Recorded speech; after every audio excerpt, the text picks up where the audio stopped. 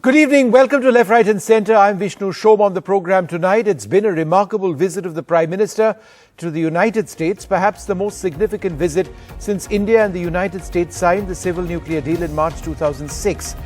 The joint statement released by the US and India indicate multiple deals and MOUs in 5 specific areas. Tonight on this programme, it'll be a forward-looking programme. We'll be looking at the implications of each of these deals, the significant ones, with some of the finest minds looking at the relationship between both sides. So what are the broad areas? Each area has many MOUs and deals within them, but the primary areas are a technology partnership for the future that focuses on high-tech. We'll be looking at that very closely. A next-generation defense partnership. Then there's a category called shared prosperity and delivering for our people. That deals, among other things, with visa issues, which is a cause of concern. Leading on the global stage, that refers to the broader strategic areas with mutual concern, for example, on China, and a partnership for sustainable development and global health. But for now, let's take a quick look at what some of the key high-tech areas are in the joint agreement between India and the United States. It's been called a technology partnership for the future. And if you look at the final outcomes mentioned in the joint statement of Prime Minister Modi's visit, it's clear that high-tech is at the heart of what India wants and what India appears now to be getting.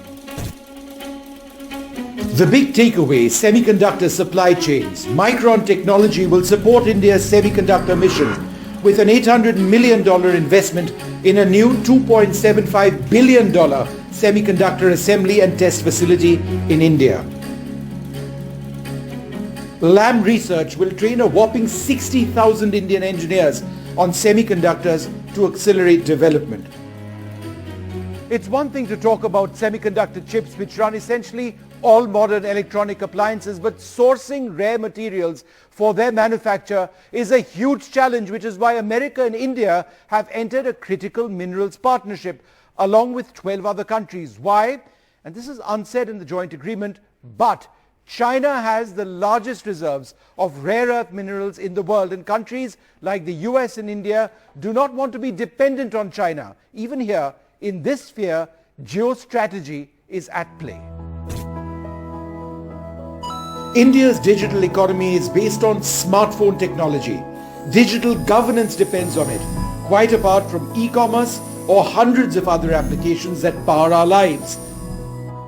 We are now in a 5G universe, but the future is 6G, and this is where India and the US will collaborate. India's Bharat 6G and the US NextG alliance will now co-lead this public-private research. So what is 6G? What are Open RAN systems? That's what we're going to try and explain. Well, Open RAN refers to a more flexible architecture to existing cell phone networks, a new industry-wide set of standards that are needed to connect smartphones and other devices to the internet. And 6G, well, that is truly transformative. With massively increased bandwidth on offer, 6G will be able to support autonomous driving, 4D navigation maps, new sensory experiences like immersive extended reality and high-definition holograms. The future is here. India and the United States are also now looking to step up cooperation in quantum, advanced computing and artificial intelligence, joint research, joint development, joint commercialization. Google is a key partner in the process, working closely with the Indian Institute of Science to collect speech data for artificial intelligence models. So what is quantum and artificial intelligence, or AI? The University of Plymouth defines quantum physics as the science which reveals fundamental knowledge about the world around us. It points the way for new technologies that go beyond any devices currently available.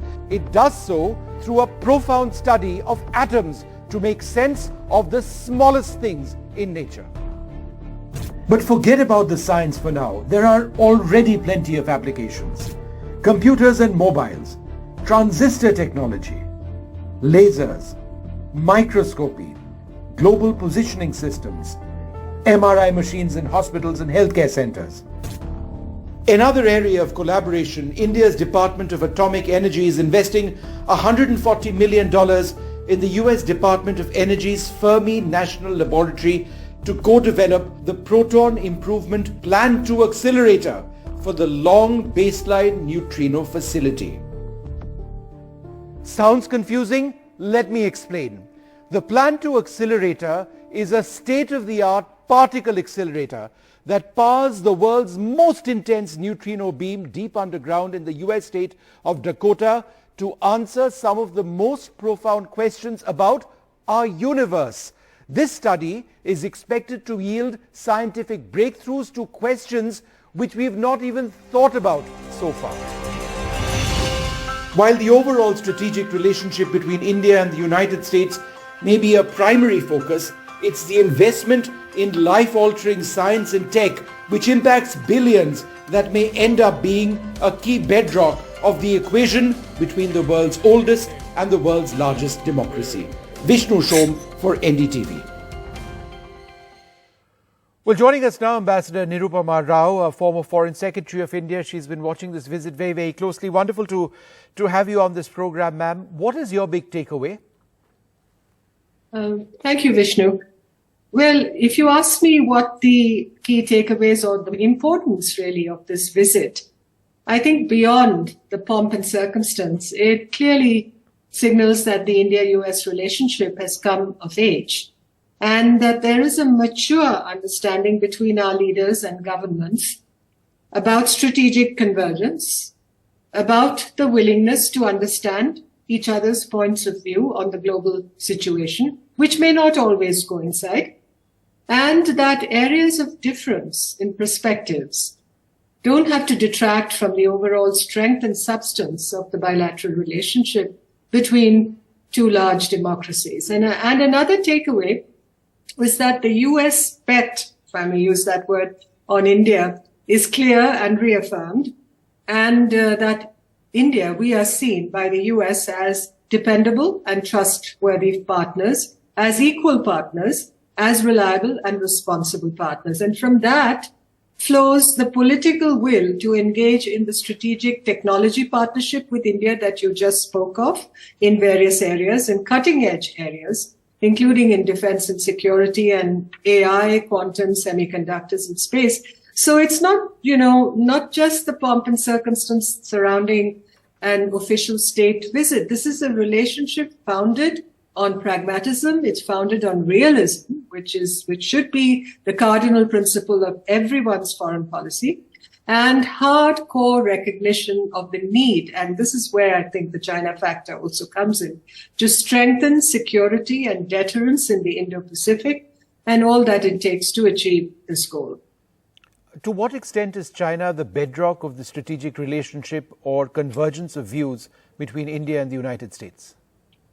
Now, both our countries, India and the US, have a very complex and very challenged relationship with China, unfortunately, with armed conflict as a possibility that can't be ruled out today. Now, building deterrence against China is a legitimate need for both countries, the US and India. And our mutual consultations on China today are intense and in-depth. Now, this does not mean that each of us expects the other to fight our battles for us. We retain the autonomy for decision-making, obviously, on such strategic issues. But that doesn't mean, on the other hand, that we will not support each other's ability to build effective deterrence against China in the Indo-Pacific and work with our other strategic partners on these matters. President Biden, for instance, referred to groupings like the Quad as having bent the arc of history for the global good. And what I think he meant is that such partnerships build peace, they build security and stability in the Indo-Pacific for the work they do in many areas, even beyond defense and security, to help countries in the region and strengthen a rules-based order. Ambassador, the importance of dealing with visa issues. At the end of the day, this relationship is based on equations between people in the US, people over here, H-1B visas, and the fact that for so many years, and it often didn't make any sense, people would need to come back to India to renew their H-1B visa. That's difficult. But now America's taken that step of working through their legislation and their laws to make it a bit easier for Indians. The issue of visas, is this not also a really important step? Yes, it is. It is definitely a step, albeit at this moment a small one, because I think it's still going to be confined to a few visas, H-1B visas being issued without people having to return to India. But it's certainly a very good and important and notable beginning. And I think with that, tied up with that is also the announcement of better consular access, because there will be a US consulate opened in Bengaluru. There will be a US consulate opened in Ahmedabad, which will make it much easier for people applying for visas to be able to finish their paperwork and not have to travel to other centers in order to appear for interviews and for their biometrics. That's a good thing. And of course, the announcement that there will be an Indian consulate in Seattle, and I think there will be announcements of 2 more to be opened up.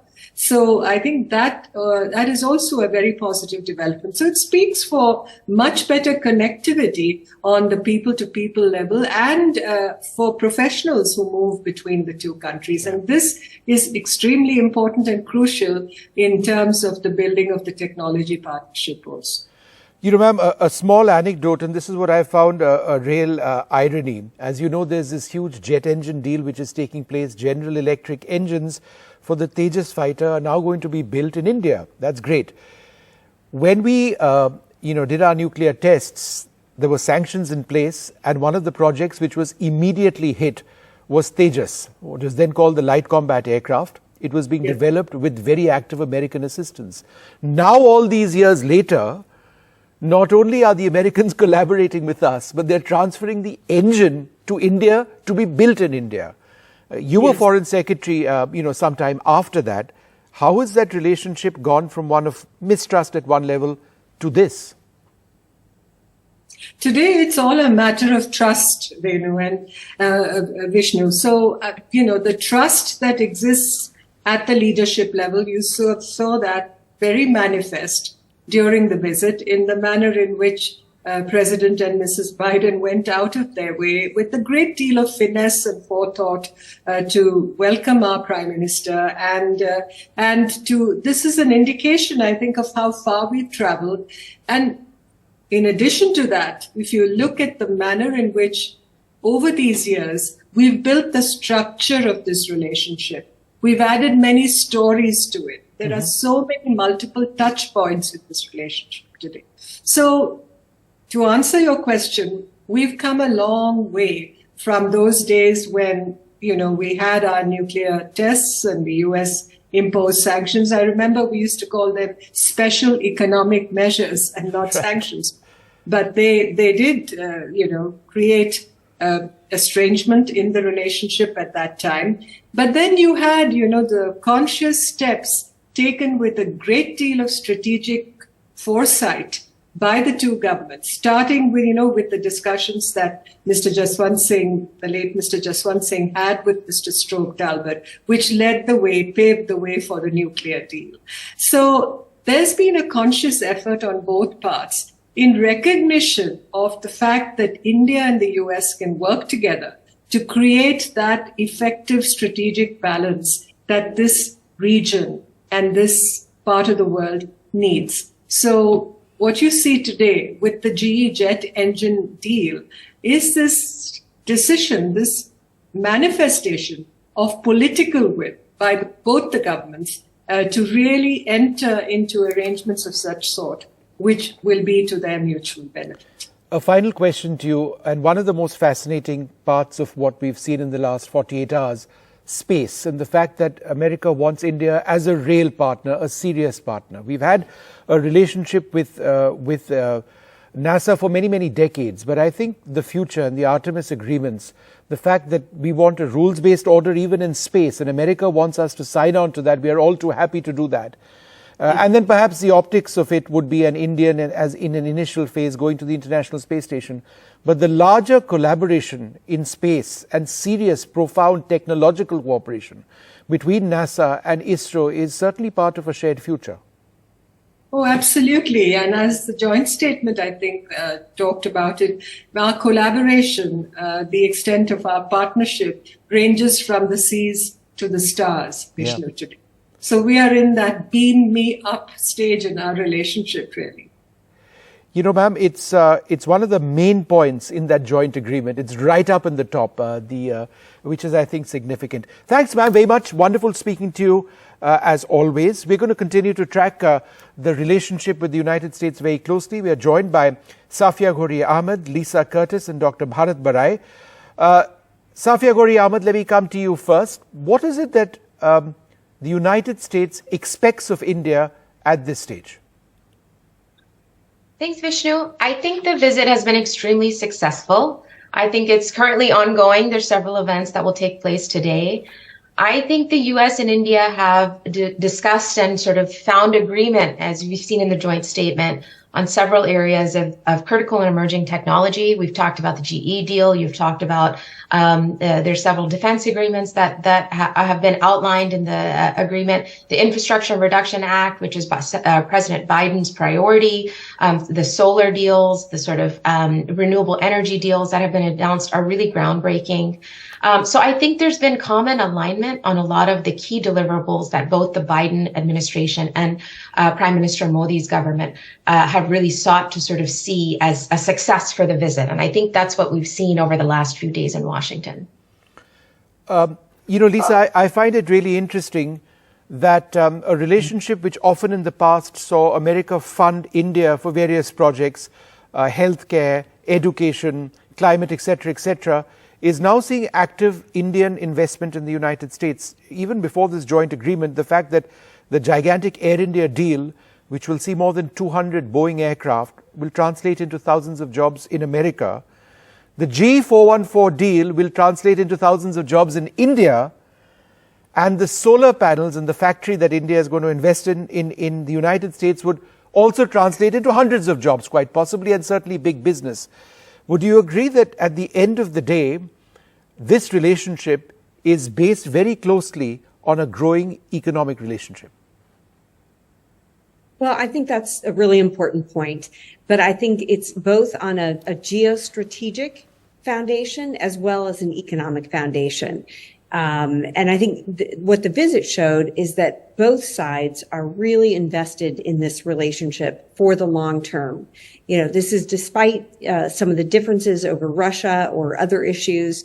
But what happened over the last couple of days has shown that both sides are invested in each other and see each other as extremely important partners in what the new challenges are in this century. And of course, China being the primary challenge for both nations. But you rightly point out the economic deliverables that have been made. You talked about the purchase of the 200 Boeing aircraft. We see that trade now has doubled in the last decade, and the U.S. is India's largest trading partner. This is significant. And also what was notable is that they have resolved 6 different trade disputes at the World Trade Organization between the U.S. and India. This shows the commitment, the political will to work through some of those challenging issues, even on the trade front, to be able to really take the relationship to the next level and really fulfill what President Biden said, nearly 20 years ago, which is that India would be the most important relationship for the United States. And that is, I really think, what the visit was all about. Dr. Bharat Barai, you're a man of science, you're a doctor, you're a man of science.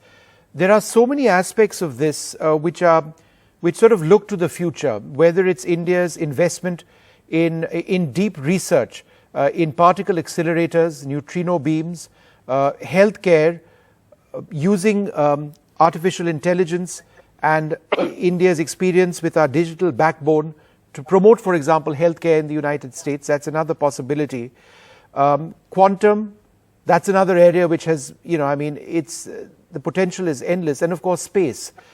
To what extent would you say that the big takeaways in this visit were as much technology and the future as perhaps the geostrategic aspects which Lisa spoke about? Vishnu, there are a lot of Indian Americans in US universities. Almost 8% of the physicians in the United States are of Indian ethnicity. If you go to any college or any university, whether it's subject of science or mathematics or physics or chemistry or business administration, there are Indian professors there, whether you go to law and now even accounting. So there has been a growing relationship, growing participation by the Indian Americans in various fields of education, science, technology, healthcare, molecular research. And this will allow more free visas or better visas for the Indians so that they can come to the United States. And I'm sure that many of the American universities will feel more free and more friendly environment to set up their campuses in India and try to participate in exchange and education in both the countries. Safia, I want to go back to the strategic relationship between India and America. We are at a level of military interoperability which is unheard of 10 years back, 15 years back. The fact that, we share deeply encrypted data, there is real-time sharing of intelligence, and the fact that American warships can be serviced in India. And you've got Predator drones, which would not be available for India, the MQ-9B, even 5-6 years back. Now America is very keen to sell it to India, and that means changing legislation in America to enable that to take place. So from a military standpoint, where are we at, in your opinion? Yeah, I think that's a really great point, because these sorts of defense announcements mean that there's a co-production agreement, and the U.S. has really come to the table and really talking about technology and knowledge transfer, which hasn't happened in the past. And there's a lot of sensitivity about that from the U.S. government's perspective. And if we really think about what's the reasoning behind this, and why are the U.S. and India sort of converging in this way? And I really think that sort of the big issue in the room is China and regional security in the Indo-Pacific. Both the U.S. and India have said, and they said it, multiple times during the visit, that they have shared concerns in the region, and they want to provide a sort of favorable balance of power in the region. And so you're seeing this defense cooperation take place to sort of shift that balance of power in the region, and that cooperation between the U.S. and India is really taking a role in that, both from an economic perspective, but also from a national security perspective as well. And yet, Lisa, India still has a very independent foreign policy and strategic policy. We remain very close with Russia.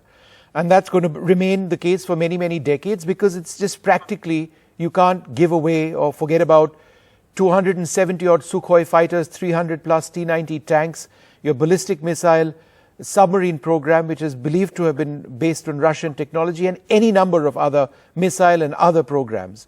Is that something the US just has to accept? Well, I think the US is showing that it wants to invest in India, it trusts India, it has confidence in India. The fact that the U.S. has approved this co-production of jet engine technology, which only a handful of countries actually have, is really a strong statement of confidence in India. And it shows how strong the defense and security partnership is going, although it's not an alliance, as you say. I think the Biden administration understands that India very much wants to protect its own strategic autonomy, make its own strategic choices. And so that is something that the U.S. has accepted and recognizes. But we also need to recognize that the U.S. is trying to wean India from its dependence on Russian military technology. This will take time. It's not going to happen overnight. But I think we should see the offer of this co-production of very sensitive defense technology as in the context of wanting to see India eventually break its reliance on Russian technology. And frankly, I think the way Russia's war in Ukraine has gone demonstrates that Russia probably is not a reliable defense supplier for India over the long term. Yeah. So I think what the Biden administration is saying is, India, we have confidence in your future. We want to be a close partner. We respect your need for strategic autonomy. But, we do think that India moving more toward the United States makes sense for India as well, that it's in India's own national security interest to enhance the defense and security partnership with the United States, but with, no strings attached. There's no expectation that India is going to, step up militarily if, say, there was some kind of conflict between the U.S. and China in the Taiwan Strait. I don't think that is a specific expectation of India. There's no entanglement. There's just sense of confidence that India and the U.S. have converging strategic interests and that's going to benefit them both if they increase that partnership. Yeah. Dr. Barai, a final question to you. And, there's a bipartisan support for this relationship, and I think that underwrites a lot of what we are seeing now. We've seen Manmohan Singh in the past. We've seen even before that Atal Bihari Vajpayee. We're seeing Prime Minister Modi now. How important is the fact that, there's bipartisan support for the relationship? Vishnu, that is very important, and we are very glad. Even the letter that was written by a small number of senators and congressmen, if you might have read it, it was very mild.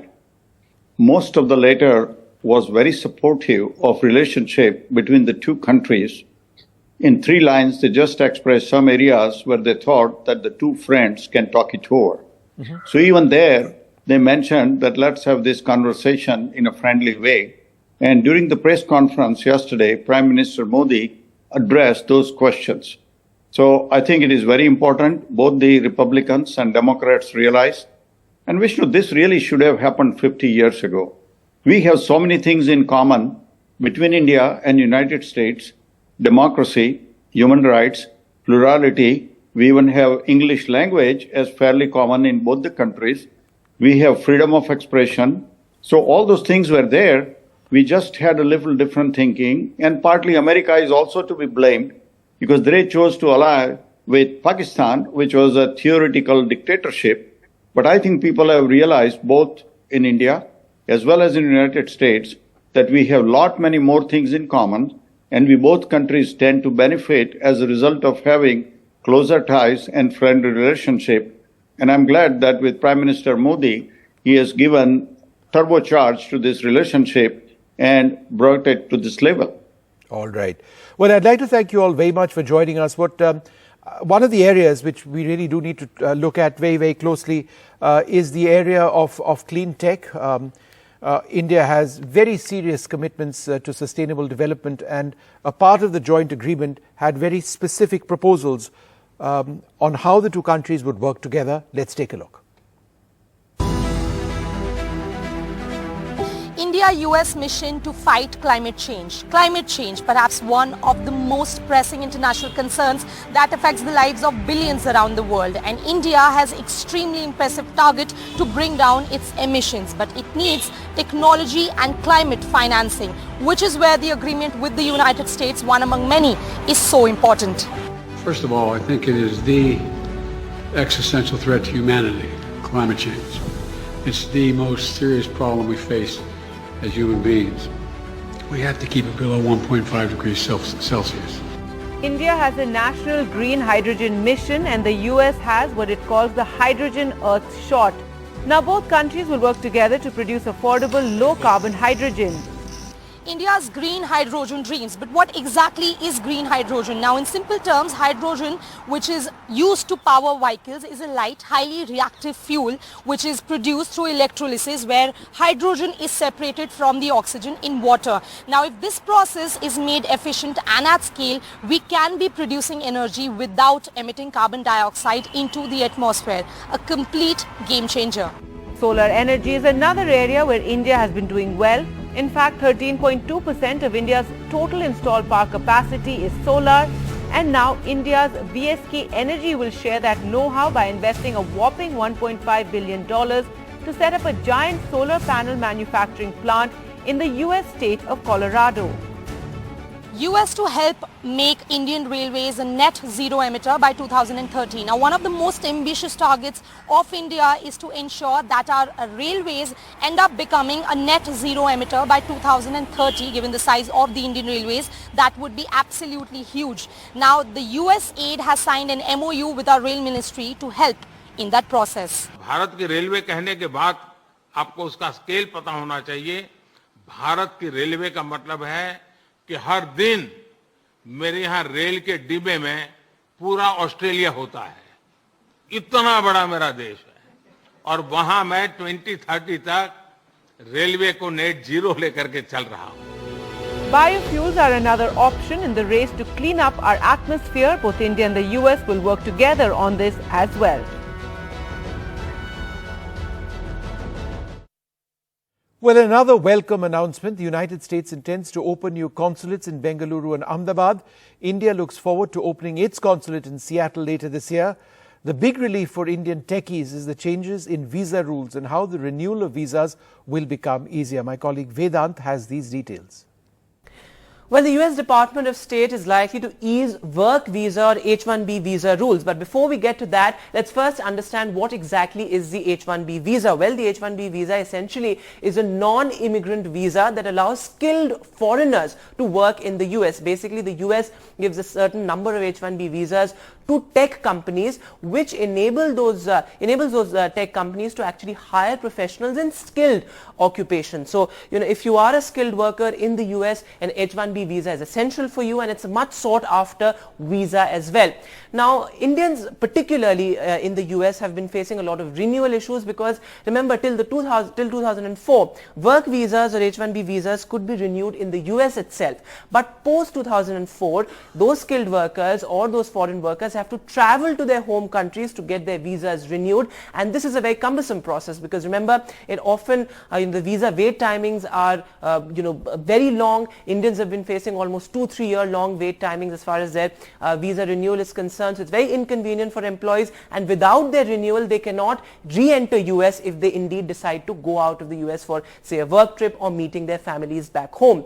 But now the US is likely to ease these work visa rules. So basically this revision comes as a part of the US's people-to-people initiative. So now select Indians can renew their visas in the US itself. This is going to be extremely convenient now for the workers there. It will increase their mobility as well. And what we are being told as per sources is that the pilot program with limited cases will be launched soon as well. Now this is going to also reduce the visa backlog, which has been huge, particularly in the past couple of years. And the US consulates, the resources as far as the US consulates are concerned, those will also be freed up. Now this is also likely to be extended to other forms of visa as well, like the L1B visa, and it's going to be particularly beneficial for laid off workers, and there have been many in the past couple of months.